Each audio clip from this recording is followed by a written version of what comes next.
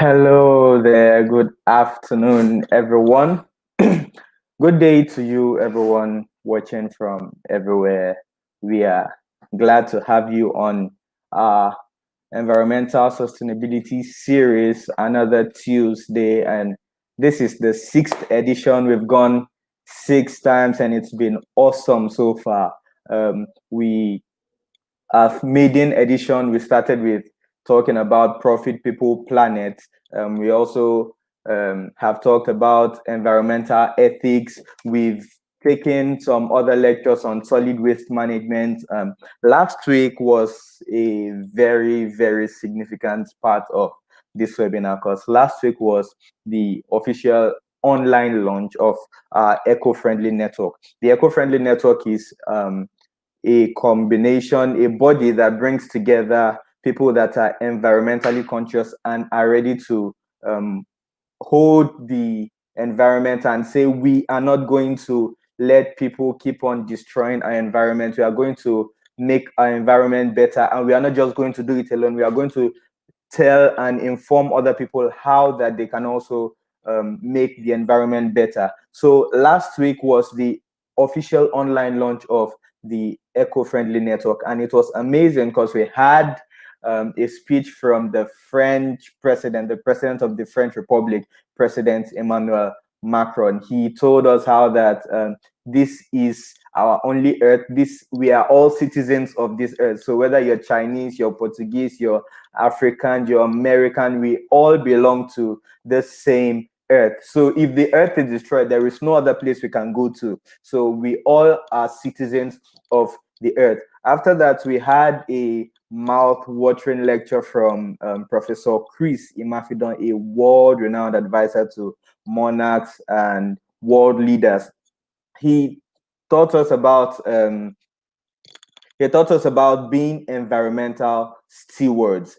So we learned how that we could, in little ways, do things to make the environment better. He talked about how that we can reduce the use of papers, our use of plastics, and other things that make the environment get dirty. So he put in us the consciousness that because we are all citizens of the earth, we are to be environmental stewards. We are all conscious, we are all responsible for our environment, and we are supposed to uphold this environment. We're supposed to make sure that we do not just take care of it by ourselves, but we make sure that other people around us too are responsible for their environment. They gain the consciousness of a responsible person, that this is my environment, so I need to take care of the environment.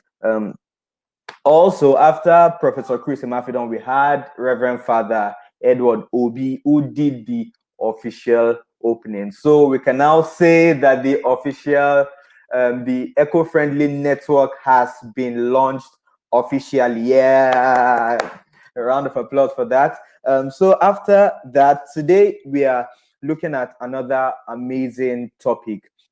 Today we are looking at municipal solid waste management for business. Okay, for as many of us that are just joining us for the first time, this is a project that the Center for Creative Development Strategies is carrying out. It's funded by the Embassy of France in Nigeria, and the project is titled Improving Environmental Conditions in River States through Waste Management Enterprise Development for Women and Youths. So we are teaching you, we are also learning how that we can reduce solid waste, we can reduce, we can reuse, and we can recycle. So that's just the summary of all the webinars that we've been doing. That is what we aim at achieving. So today we are looking at municipal solid waste management for business. So there's a lot of wealth in waste. So we have some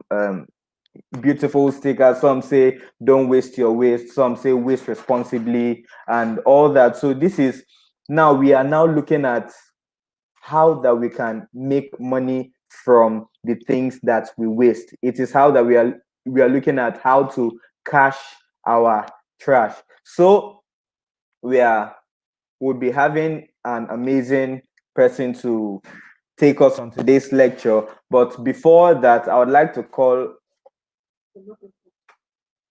to welcome our team lead for this project. She's Mrs. Nancy Iheduru. She's a very awesome personality, one that when you meet, you just want to meet again, and she's awesome like that. So I would like to welcome her as she would be introducing our speaker for today's slide. So over to you, Madam Nancy.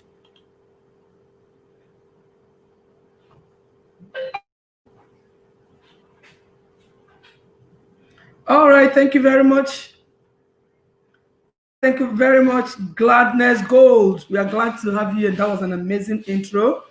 And we are here again today. My name is Nancy Hedru. As he has told you already, I am the team lead for this project and the executive director of Center for Creative Development.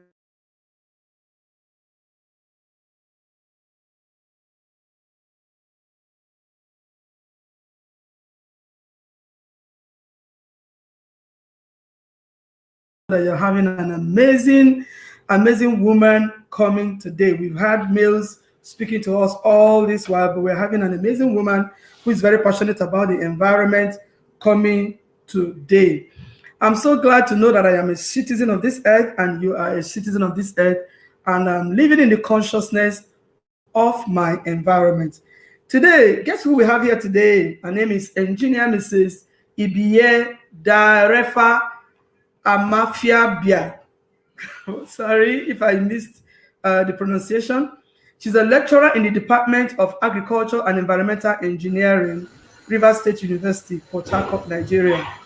She holds an MSc in Environmental Engineering from Cranfield University, United Kingdom, and a BTech in Agriculture and Environmental Engineering from the Rivers State University, where she graduated with a first class honors.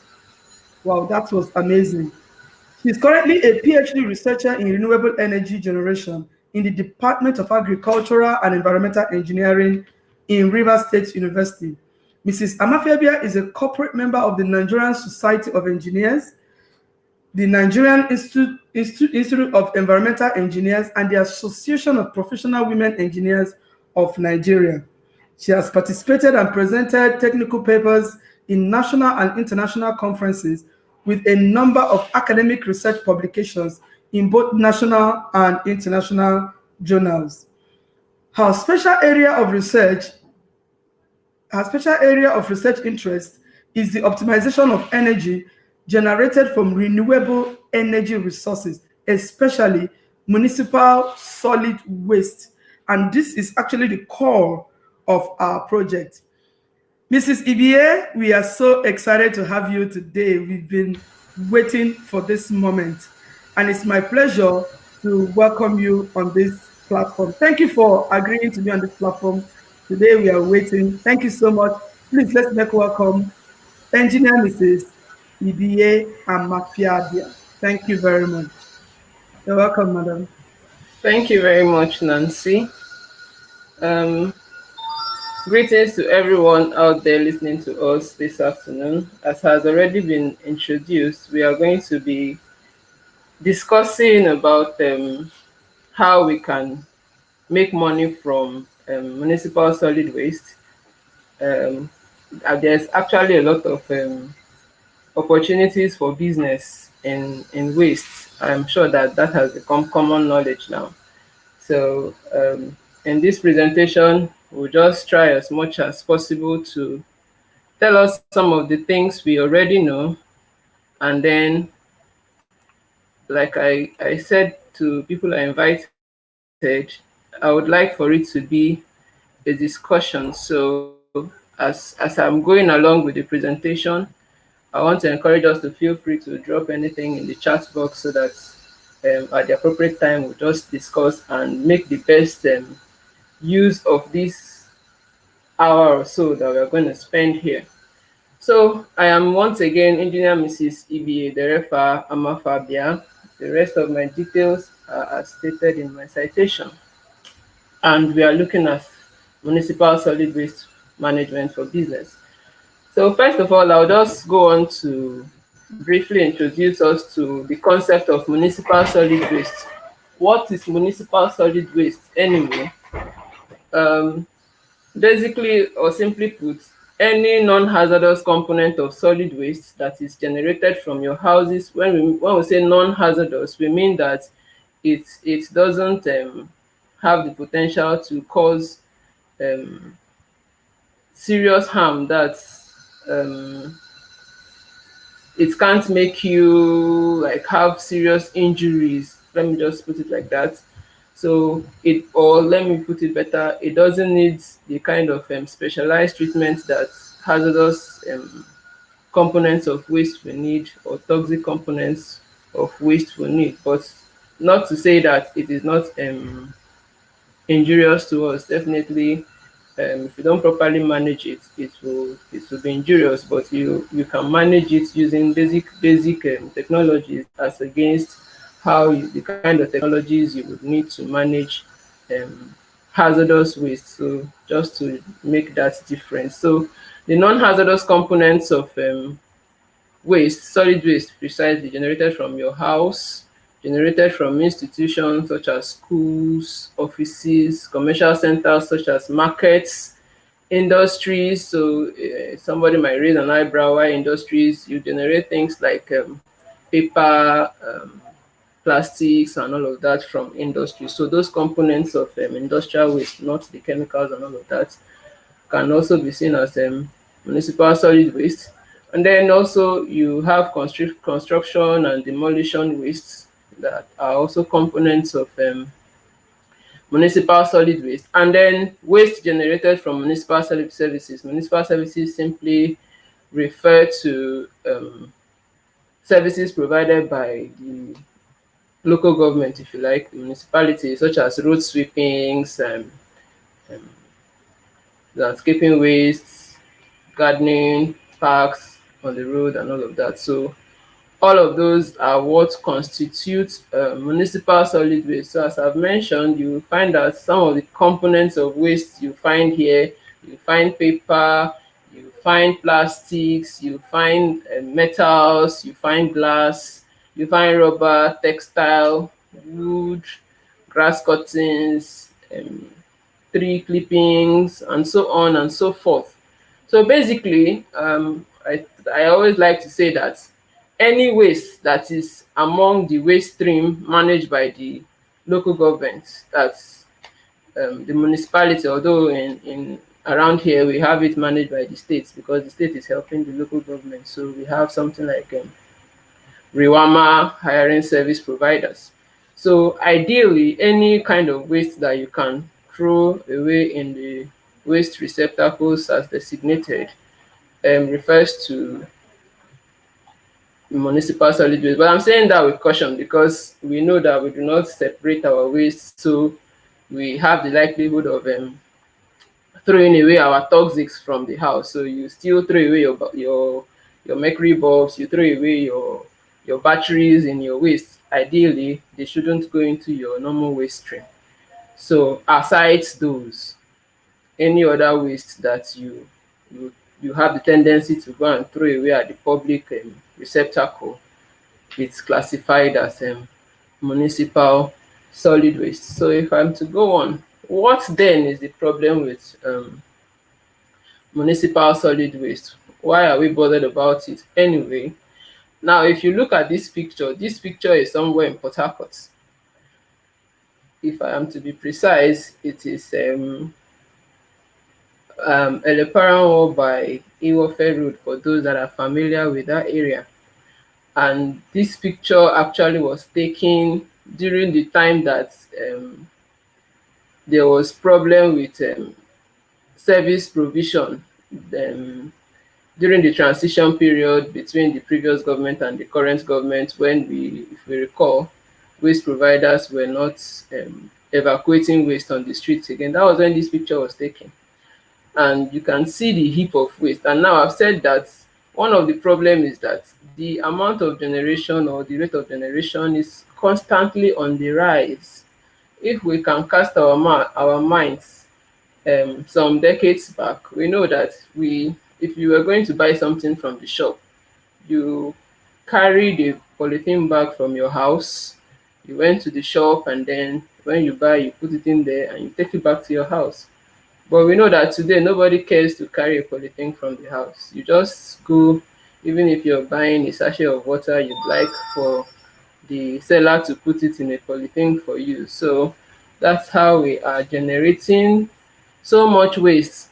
We used to package our food purchases in paper, but now everything is in polythene, and so on and so forth. So you see that the more it appears our lifestyle is becoming modernized, the more waste we are generating. And I don't think that anybody is thinking about going back to the less than modern or not so modern time. So that's just to let us know that we are not even looking at the rate of generation decreasing anytime soon. And that's the problem. So webinars like this, and all of the campaign about proper management is what is now trying to bring back to our consciousness the need for us to not look at those lifestyle as archaic, but to understand that we are actually helping not just the environment, but also our own health. So like I said, it poses socioeconomic, health, and environmental challenges. So if you look at this picture, you can see that this is the width of the road, and this bus is parked here, already occupying close to half of the width, and the waste has gone almost covering the entire width of the road. So you can imagine what will happen to traffic here. And when traffic is so inhibited, you can imagine the economic consequence of it. Also, economically speaking, imagine people that might have shops around here. I don't know if you comfortably want to go to their shops to go and get stuff if you could get it somewhere else that is not this messy.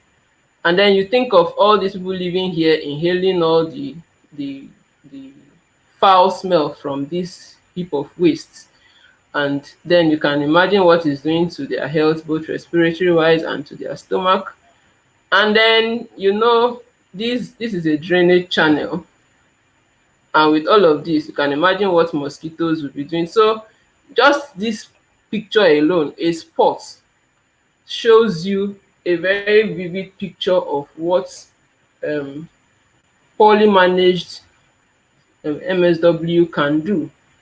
So this is why there is this call for action for us to look at how better to manage this waste, and in line with the theme of this webinar series, how do we convert this heap of problem to opportunity that will add some extra income to the pockets of women and youth in Rivers State. So that's what we are going to be looking at in this presentation. Let me just state here that I'm not a businesswoman in the sense of that, so I'm not trying to come and teach us how to do business in this presentation.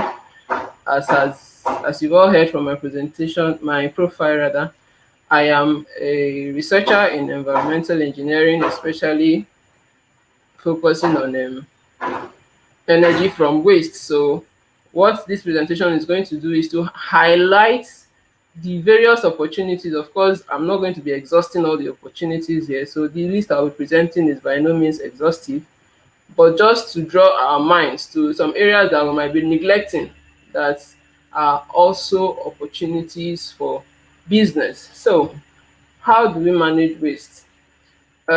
We are very familiar with the concept of prevent. So before now, it was just 3R: reduce, reuse, recycle. But as we go along, other elements are getting added to the pyramid. So first of all, we want to prevent waste. So as much as you can, prevent waste in whatever operation you're carrying. If you cannot prevent it completely, then try to make sure that you're generating minimal waste. So reduce the amount of waste your process is generating. And then when you even generate the waste, try to see how you can reuse it. And then it's only when you are no longer able to reuse, then you think about recycling or composting, and then try to get put it into processes that can get energy from it. And then when you've exhausted all of that, you can now think of disposing. So functionally though, the management of MSW can be grouped into three. So the first functional element will be collection and transport of your waste from the point of generation, which is at the public receptacle. Then you have processing and treatment, and then you have disposal. So I have try to classify the opportunities that I want to present here into low-tech opportunities, medium-tech opportunities, and high-tech opportunities, and then I grouped them among the various stages of functional operations of the management process that you can find them. So you have a lot of low-tech opportunities at the collection and transport phase. And then if you want to go into processing, recycling, or composting, you look at, if you have the means, you can go into the medium tech ones. And then for those of us that have money, or we have good entrepreneurial acumen, we can come up with proposals and get investors that will help us to take on the high-tech opportunities. So that's what we're going to be looking at essentially in this presentation. So let me start. What opportunities do we have in that don't need technology or just needs minimal technology? I've listed here, like I said earlier, this list is not exhaustive. You can have other elements that I have not remembered to add. So we know that PET plastics are already being collected and sold. So you have your water bottles, your water sachet, and the rest of them. Paper, aluminum cans, and other aluminum products, steel. So I just separated them. I would have just said metal, but just I separated them for a reason.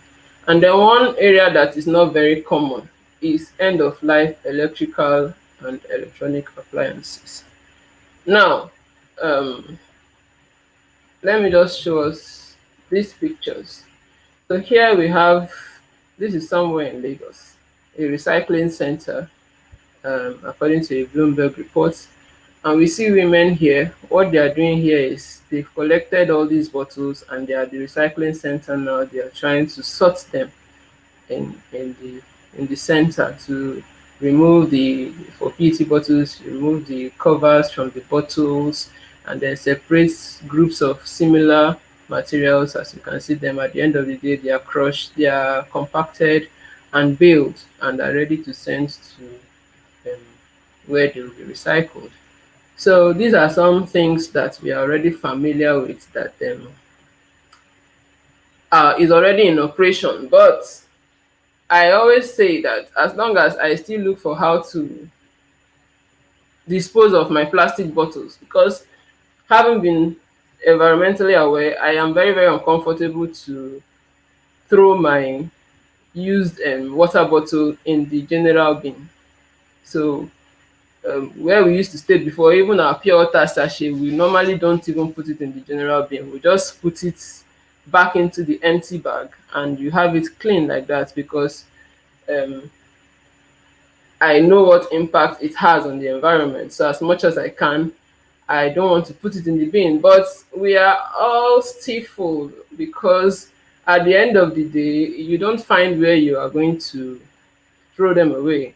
We hear that there are people that pick and go and sell, but you don't have their contacts, you don't have anything about them. And that's why I am saying that that area, this business is still a very, very, very, very open opportunity, because as long as we have not been able to reach the wider populace, I understand that most of the collection is done at after occasions, understandably, because you need a lot of bottles to get your price. So if we just look at some figures that I was able to gather, the recyclers pay 15 naira per kilogram. Now this is from a 2019 data for Lagos.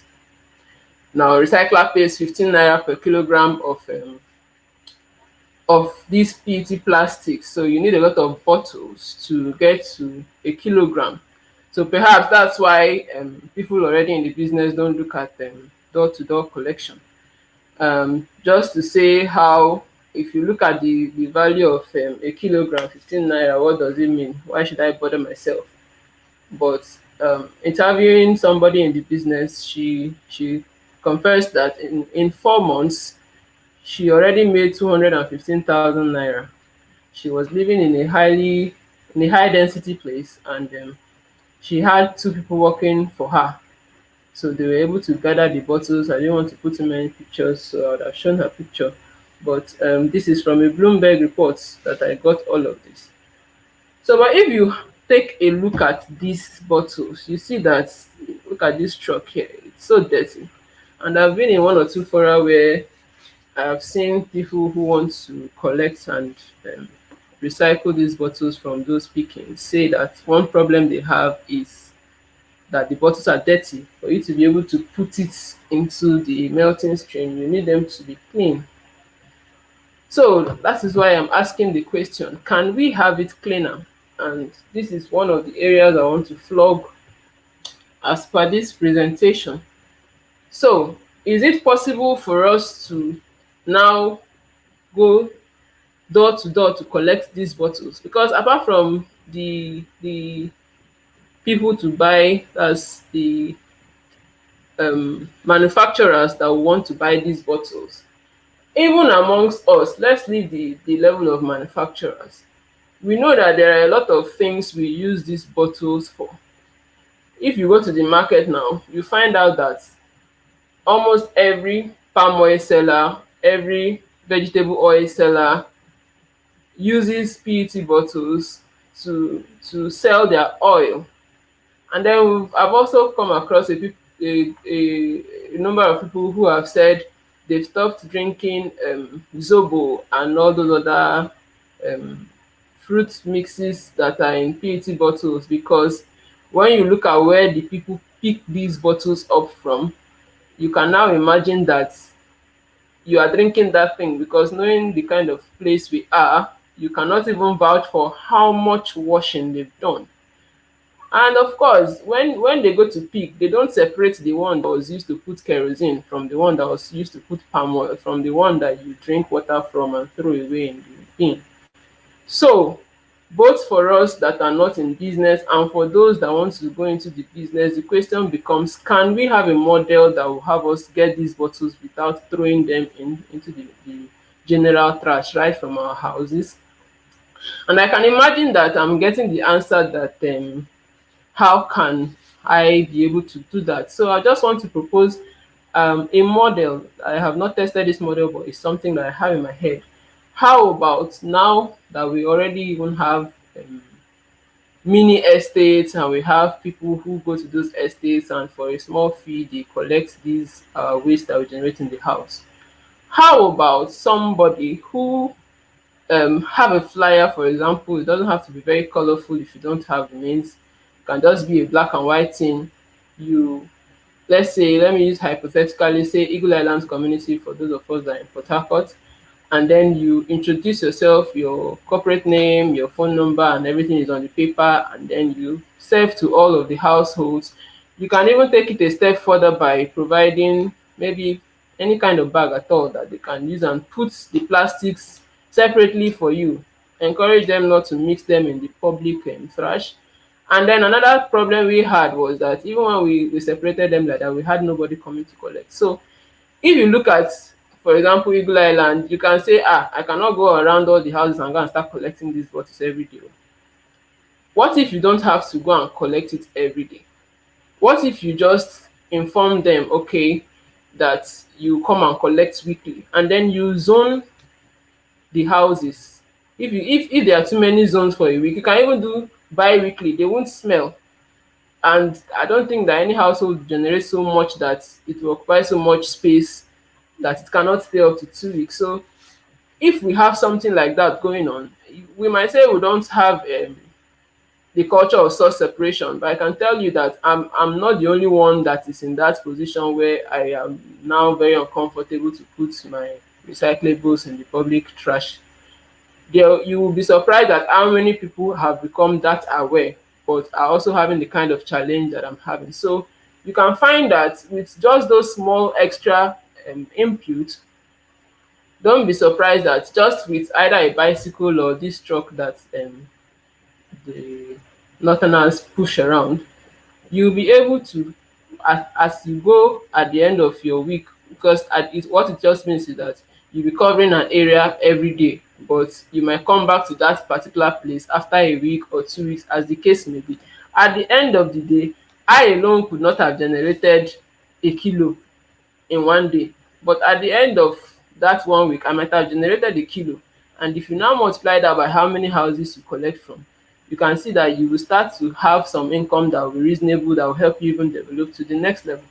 So I just wanted to create this analysis for the plastics, just to help us understand that there's still a big room.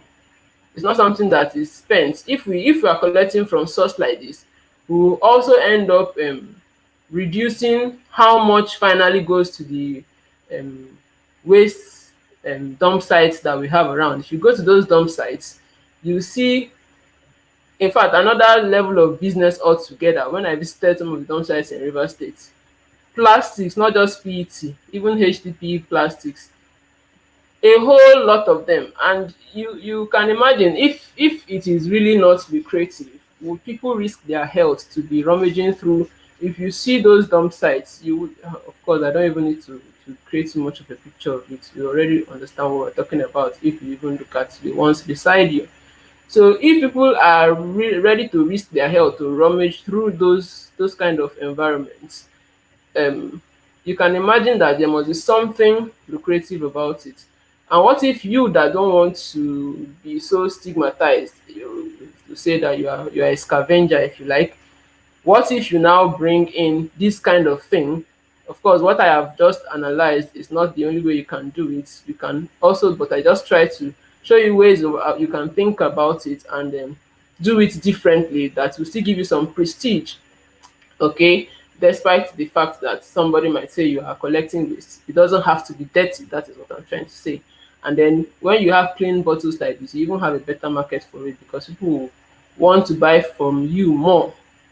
um, and even those that are using it for food, when they know that there's somewhere like that they can get it cleaner, I'm sure that they will choose those rather than having to sweat through the ones that are coming from the public waste receptacles.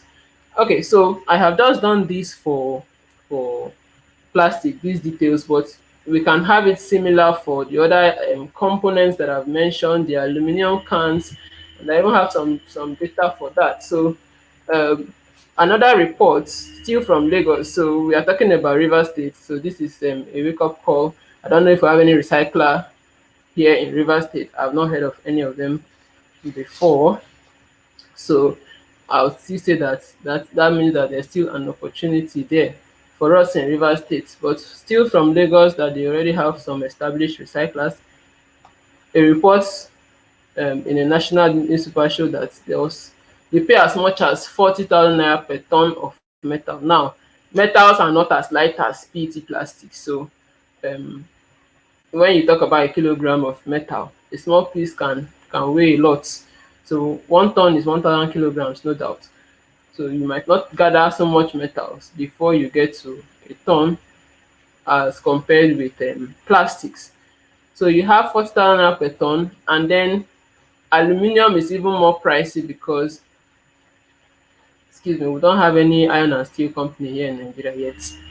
So, and aluminium is something that it is easily recycled. It's more easily recycled than other types of metal. So um, it has a higher value. So if you have just a ton of only aluminium, um, the person talking anyway was somebody that was buying from the people that collect. So it's the market value, not the people collecting giving this price. So it's the buyer that was saying that for aluminium they pay even as much as 100,000 naira per ton of aluminium. So um, you can see that there is money, even if that some of us might think that it is very dirty.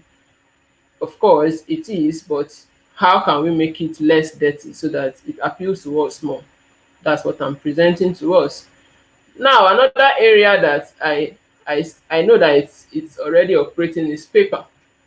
But like I asked the prof last week, we still have a lot of paper. Again, we are have become very environmentally aware, so I also find it difficult to put paper in the trash can.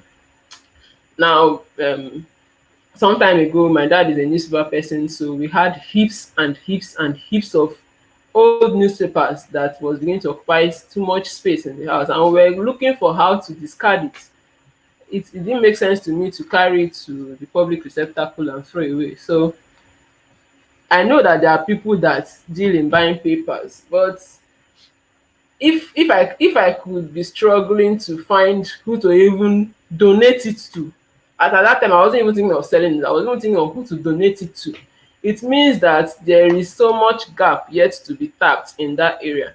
And recently I heard that it's used for tissue paper production most of the time. So somebody came to the university once and was asking to buy our paper, and he was coming all the way from Aba, and we have people in River State, and he didn't even come back later on. So we still had those papers for years.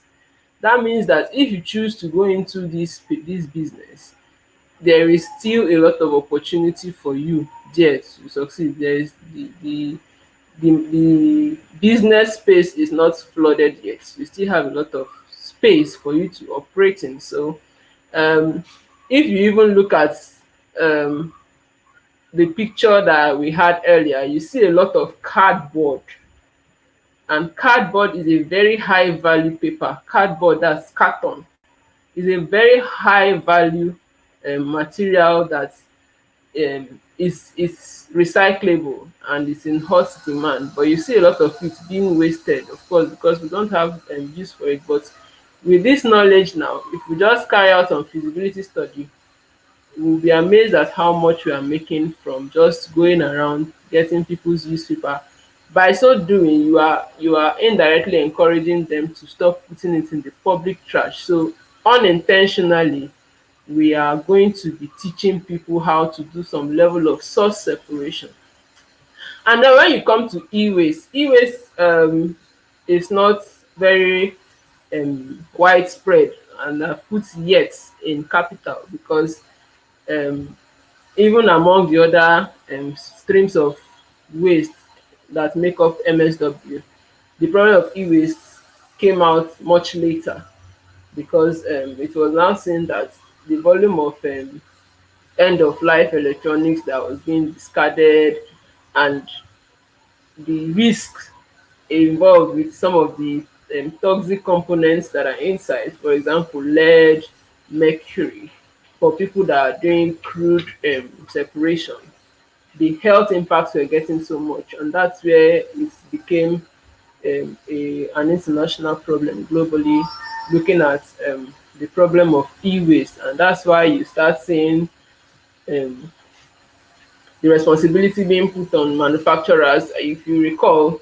earlier than now, when phones first came out, almost every brand had its own charger. You could not cross chargers.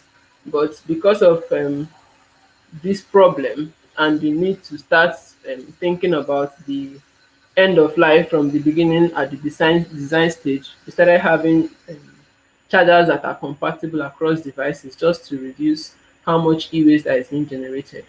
So, like I said, the only e-waste recycling plant I saw, even in Lagos, I think it's only one from my findings that I saw. I don't know if there are more. So it is not yet widespread. But at the level of low tech, collection can just be, I don't know if, for me, I always think that instead of throwing it in the trash like that, I don't. This one, it's a big problem. I still have my laptop batteries that have changed. They are just lying in the house because I just can't bring myself to throw it into the public trash. But I know that if I took it to probably um, these craftsmen that work, electricians and all of that, it might be useful for them. They might see some components in it that they might want to reuse when they are refurbishing other products. So what about, for now, just collecting and selling to those people for the scrap value? And then eventually, if we now move up to the medium tech opportunities, where we get anybody that has the means to now establish a recycle plant for electronic waste. Basically, the only challenge there is because of those toxic components, even dismantling and separating the different components inside. We have high value components like gold, platinum, of course, even your SIM card, you see, is gold plated. So the processes to bring out all of these, you have to be able to do it safely so that you're not impacting yourself so much. And when we mean impacting yourself so much, some of those chemicals can even lead to birth defects. They are cancerous and what have you. So for you to be able to do it in a way that is acceptable to the environment, you have to have some technologies in place that will help your workers or you to safely separate them. You have a lot of plastics in electronic waste. You have, like I've said, precious metals, and you have things like copper and all of that that you can recover from that waste and sell for to make money. So that's why it's there. So for the medium tech opportunities, basically is, I put it this way because you need some good cash to invest in them, but not as much as the high tech, and um not as small as what you would use in the low tech one. So like we saw earlier in the picture, the low tech people, they just collected the plastics and took to the recycling plant, but the recycling plant people are doing medium, what I have classified as medium tech. So they have the technologies to compact the plastics, they have the technology to compact the metals, the technology to size reduce.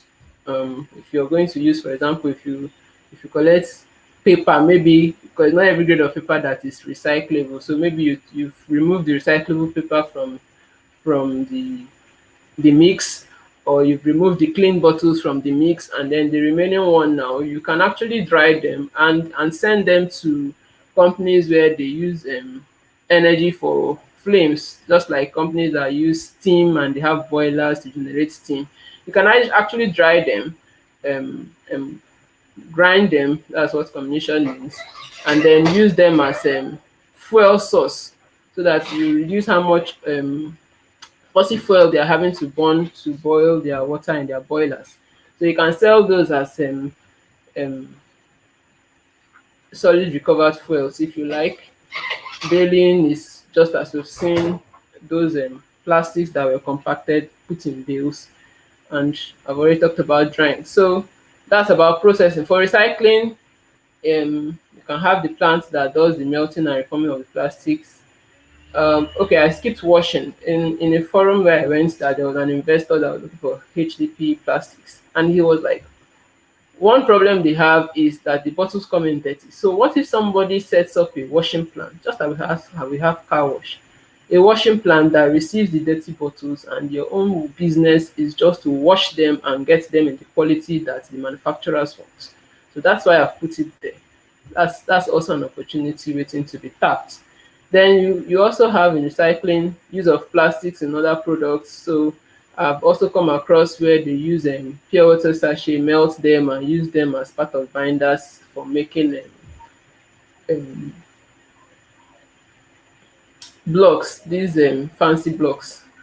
Okay, so it's supposed to reduce how much cement you use, because it's also doing the work of binding. So that's another way you can be using waste and saving some money that you'd have been using in other products. Okay, and briquette production. I think during the Goodluck Jonathan's government, we heard about eco-friendly stoves. You can actually dry biomass and form them into briquettes. Briquettes are small pelletized kind of materials that they can be used in place of firewood for fire. So you can use it in eco-friendly stoves like that as your fuel source, and that will be from dried waste, bio waste especially, and things like paper and plastics that you dried and bound like that and produced into pellets. They can now be your fuel source. So that's another place that I have not really seen, probably in the north, where they use some of these eco-friendly stoves. But um, down south here, it's not something that we are using. I've even seen that. I don't know if somebody can correct me if they've heard of it, but I've not heard anywhere that it's being used. But it's something that is doable. We have similar technology used to produce fish feed, where they pelletize the fish, so the feed rather. So with similar technology, you can just dry your waste like that, and then um, put it through the extruder like that to get the pellets. And then even if it is not completely replacing your firewood, it or your coal, it would supplement it, so that you are not spending so much already to buy the firewood or the coal, and ultimately you're reducing impact on the environment, which is what we want to do anyway in managing this solid waste. And then, like I've said, if you want to have your recycle plants, you will need some equipment. So that's why I've put the recovery of raw materials from e-waste as a medium tech opportunity. And then finally, these ones might be far-fetched for the theme of the program, but I believe that if we come together, maybe have partnerships and try to put things together, we can have young men or women pulling resources and intellect together and setting up, even if it's not massive plants, small pilot plants that you can be using to make small money, and then it will also make investors see that it can work around here, and then we might get better investments to help us build bigger plants. So we have composting plants. We know that it's common knowledge that compost manure is better than um, inorganic manure. For those of us in agriculture as well, we know that over time inorganic manure depletes the quality of the soil. So it will be preferable to use organic manure, which you can get from composting the organic fraction of solid waste. So we generate, if you go to the market in the evenings, you see a lot of food grade waste that they dispose of in the receptacles there. So if we have a compost plant, now the compost plant I'm talking about in this case is not just the one that you carry it and go and put in a drum and then you return it from time to time. There's I just feel that it's a little beyond the scope of this lecture. That's why I've not gone into too much details, but there are modern methods of composting that are closed, so you reduce the incidence of smell, you reduce the incidence of rodents and all of the other birds and all of that coming in to spread the waste material and spreading germs like that. You have modern ways that you can apply air to the compost, turning the windrows and all of that, and then at the end of your period of composting, you stabilize it so that that makes sure that everything that should have been injurious to the soil as much as possible has been reduced. And then you can now sell it as fertilizer to farmers to use, um, either in place of or to supplement the inorganic fertilizers that they buy. Okay, I think that I've heard that even the inorganic fertilizer costs a lot. So if we are able to do this, I'm sure that we'll be able to have that as at subsidized prices for the farmers to help them get better yield, and then you are also making some money from it. And then another thing that is, I've heard of it skeletally in some farms around here, the big farms like Songhai, which is anaerobic digestion. Now it's already an established technology for animal waste in farms, but recent studies have shown that you can also get good output for it from organic components of municipal solid waste. Interestingly, that's the area I'm even working on for my PhD. So if you have it, you might want to start, like I said earlier, on a pilot scale. What you get from anaerobic digestion plants, you have gas that you can use for cooking, especially um, at the small scale level. But if you want to go the real high tech level, we you can now add more technology to upgrade the gas to the grade of natural gas, 95% methane, and then you can use it to power electricity, gas turbines for electricity, and generate power from it.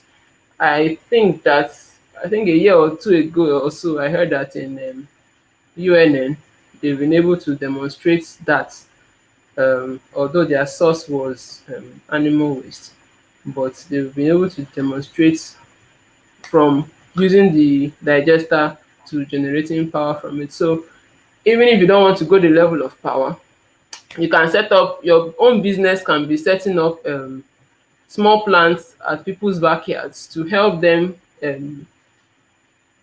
power or use it as cooking fuel in their kitchen. That's the simplest you can use AD products for. And it doesn't require much at that scale, just a small drum and hoses, combination of hoses, a few safety measures put in place, and then you just channel it to a cooker in the kitchen there, and then it can supplement once again the fossil fuel based gas, and then you're making some money from setting up the plants from them. And then finally for today, I'm going to talk about is dump site management.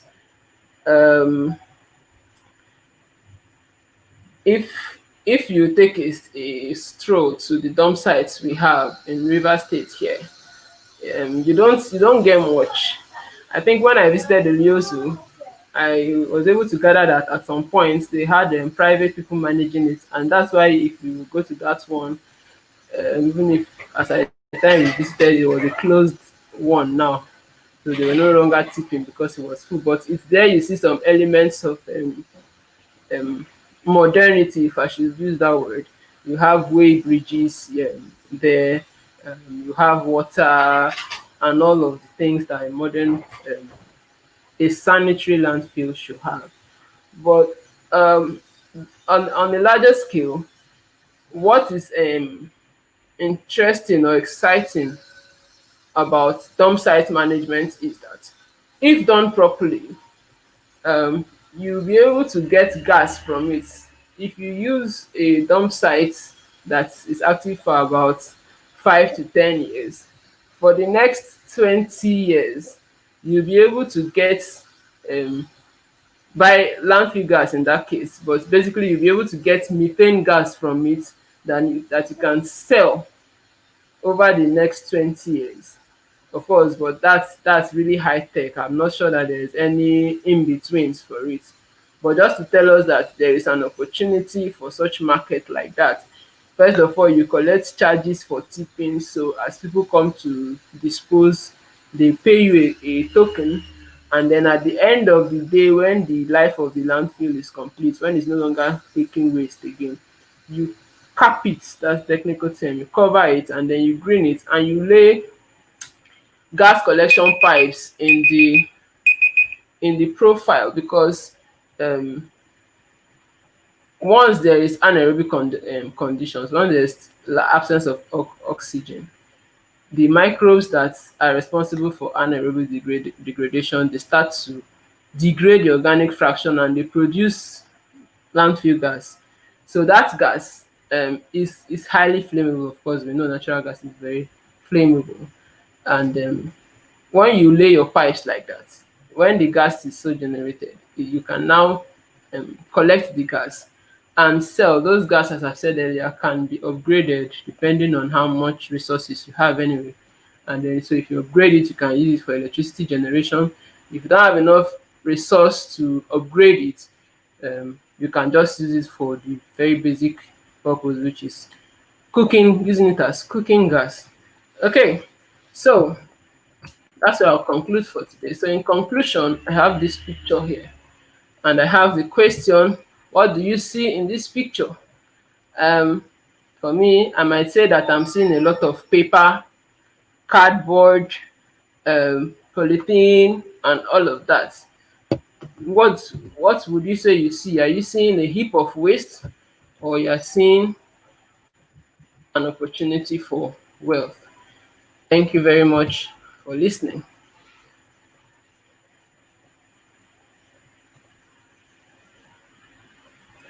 So over to you. Um,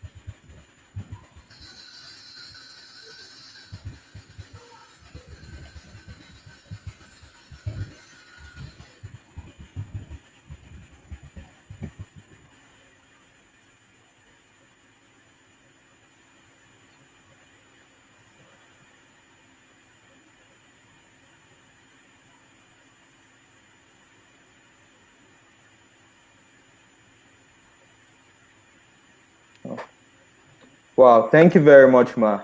It's been an awesome session so far. I've been so enlightened. Before we get to the question and answer session, I would like to ask a question first of all. Okay. Saying that you're in the educational system, the school system, I Yeah. finished from the University of Port Harcourt, and I noticed that there is one recurrent habit for final year students. When you're writing your project work, you're told Hmm. to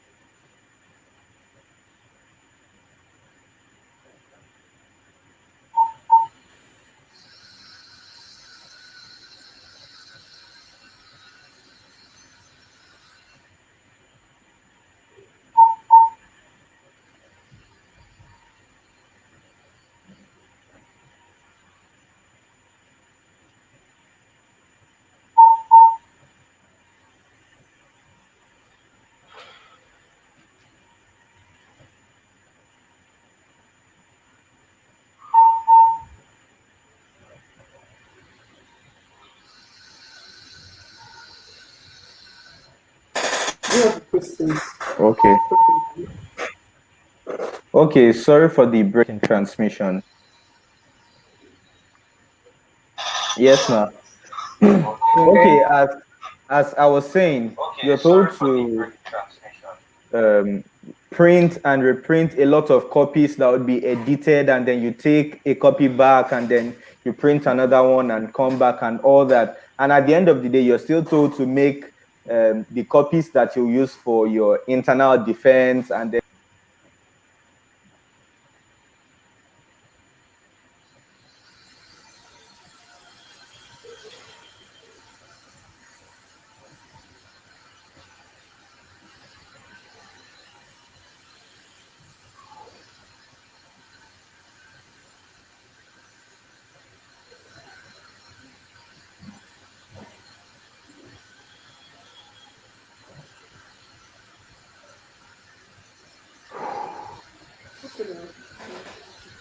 okay, I'm back now. Okay, thank God.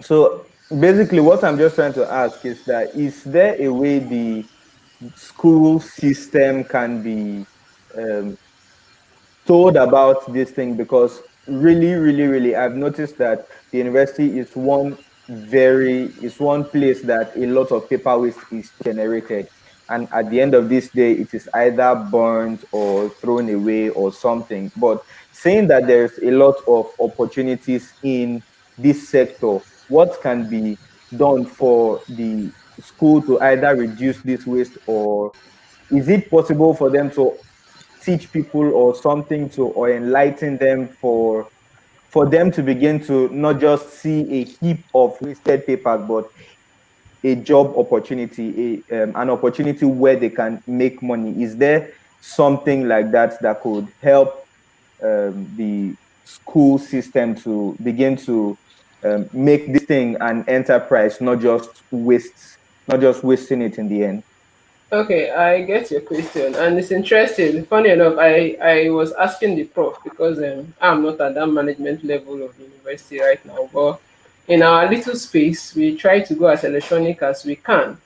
So, like personally, I don't ask students to print and reprint. So my students, I tell them to send their that at that editing stage we communicate electronically. It's only when it comes to submitting to department and faculty then we print as required. So that's my own little way of trying to reduce paper. But the general policy, especially in terms of font size, spacing, one face, and all of those have to come from the university. But unfortunately, for now, um, the management has not really seen it, or have not really taken it as seriously as to come up with policies to reverse that. In my own small space, I always say we don't even produce paper in the country, and yes, we are using it like that. But we can just do what we are able to do at our own little space until, but we keep enlightening other people until it becomes a more general practice. Okay, then about reusing the paper now, which is the next option. Like I said earlier, I discovered that it is people coming all the way from Aba from time to time. When I say time to time, it's not monthly, it's not bi-monthly. It appears it's after several years, because the one that even came to contact us in my department didn't even come back to come and collect these papers. I don't know whether they are waiting for volume to build up or whatever it is, but that's why I also added that to my presentation, that the volume of paper we use in university alone, I'm sure that if you make it your business to be going around to collect them paper like that and selling to people that buy to use for tissue paper making, you should make some income. So if there are students listening, if there are small scale entrepreneurs listening, it's an opportunity that you might want to harness. Just do a little feasibility, know who the buyers can be, and then liaise with them, and you can just start going around buying those papers. They are waiting for people to come and buy them actually, especially answer scripts when they've gone beyond the period university stipulates for them to be held. They are sold. But before that time, of course, the ones that are going to waste, you can always start collecting them and selling and making some money for yourself. So yes, that's what it is for now. Okay, okay. Thank you. Thank you very, very much, madam. As those of us watching, we can send in our questions if we have any, so that we can, so that our speaker here can answer. Because looking at it, she's very, very, very, very vast in this area. She has a passion for this, and there's a lot of. I know that there's a lot of concerns that a lot of us have. There's a lot of questions that we have. We want to know. Okay, so there's a question here. The person says, please, how can I compost at home without it smelling? Okay, Deborah, you you can't really compost without smell. You at best you can just mitigate the smell. At least smell can be contained, but definitely when you're going to turn, you have to open your can and then there will be smell. But what they tend to do is just to mask the smell. So probably before you go and start turning, you spray some fresheners and all of that, so that, because somehow the nose gets accustomed to what kind of smell it gets. So sometimes you can even spray water around, like just masking it really, but you cannot really completely eliminate it at your backyard. Whenever you're going to turn the compost, there has to be smell. So if you can just throw some things that will just produce a relatively pleasant smell, but stronger than the foul smell for the brief moments that you're going to turn it, then it becomes manageable. Okay, okay, okay. Thank you, madam. Before another question comes up, I also noticed that there's a series of eco-friendly accounts that I follow on Instagram, and many of them talk about woodenware. That's wooden kitchen utensils, spoons, Mm. and stuff like that. But we don't have a lot of those things in Nigeria. We see a lot of plastic spoons. And is there a close substitute that can help us, that is still very eco-friendly, that we can use? I am not sure that we have a close substitute apart from probably the metal ones that we're using, so that they are more durable and all of that. But that's why things like what you're doing is very good, because the more we talk to somebody and then people get to understand and talk to the next person, the more the awareness comes. Just like you're saying wooden ware. I know that as a person, I've looked for wooden kitchenware, and it's like a Herculean task. I've used it the brief time I spent studying in the UK, and I saw that I liked it. And then I've come back to Nigeria, and it's either that you have a lot of money to pay to buy the imported ones, or you don't have it. But I know that before now, we used to have it a lot, and I'm sure in the north, it appears it's in the north that all of these things are really, really rampant. In the north, they still use their wooden plates, they still use their wooden spoons, but we tend to associate it with them growing up, being more modern, to use all of these other Yeah. things. So it's important that we are also using this medium now to encourage us to start thinking about the environment in whatever we're using. So yes, the wood is better. I think apart from plastics, we don't even sorry, apart from metal, we don't even have the recycled plastic ones. Even the plastics, the few plastics I bought, they don't even last. You use them 2 days and they are soft, and then they have become waste. So I Yeah. have to either, if I don't find the wood, I use the metal, and that's it. Okay. Okay. Thank you very, very much, man. I think there are still more questions coming in. I saw a question, but somehow I can't see it anymore. But I believe a lot of other questions are still going to come up. But okay, but before other questions come up, I would like to welcome up our team lead once again to just give some brief input and some brief summary before we close today's session.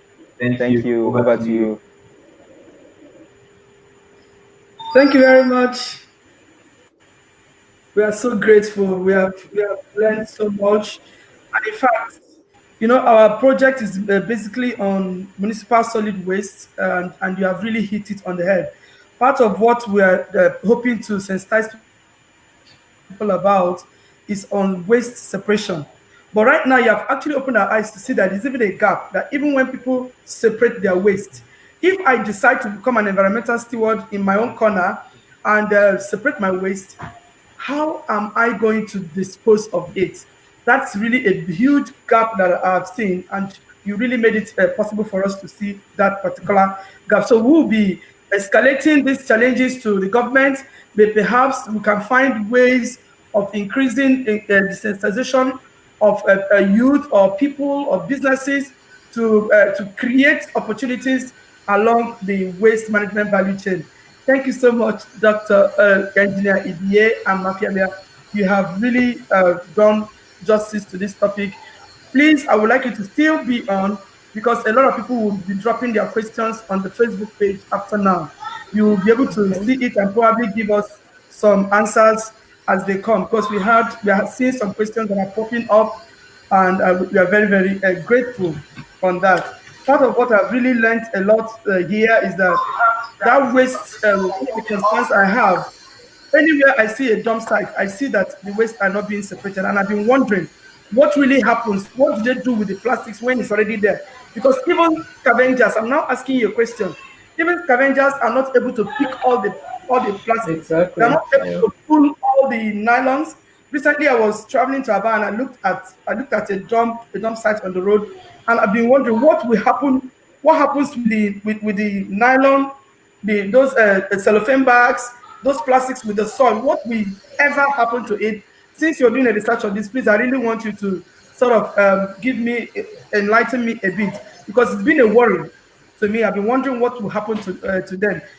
As scavengers are not picking everything up, what happens with those places? What's the outcome? What are we looking at in the nearest future if Of nothing is course, done? we well, let me not assume that we already know. I don't know the kind of audience we have there, what their mix is, but we know that plastics are not easily degradable. So the more they are staying in the environment like that, and of course, we know that those dump sites, they are pits in the first instance. So they are actually interfering with a lot of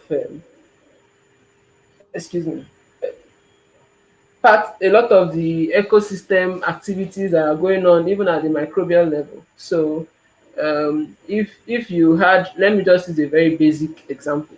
If you have your earthworm in the soil, and the earthworm needs the air and water in the soil to feed, and then somewhere along the layer of the soil, you now have a plastic, um, probably a polythene bag layering that. Of course, it is not permeable to air, it is not permeable to water.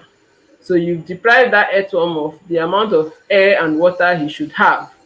And over time, he will get starved and he can die. And that function is performing in that soil there will no longer be performed. So you are, as you're gradually depleting the population of microbes that are using this soil, um, that function that they are performing to the soil, I'm sorry, maybe because I also have agric background, I'm just using agric example, but that function is performing in the soil, you also lose it.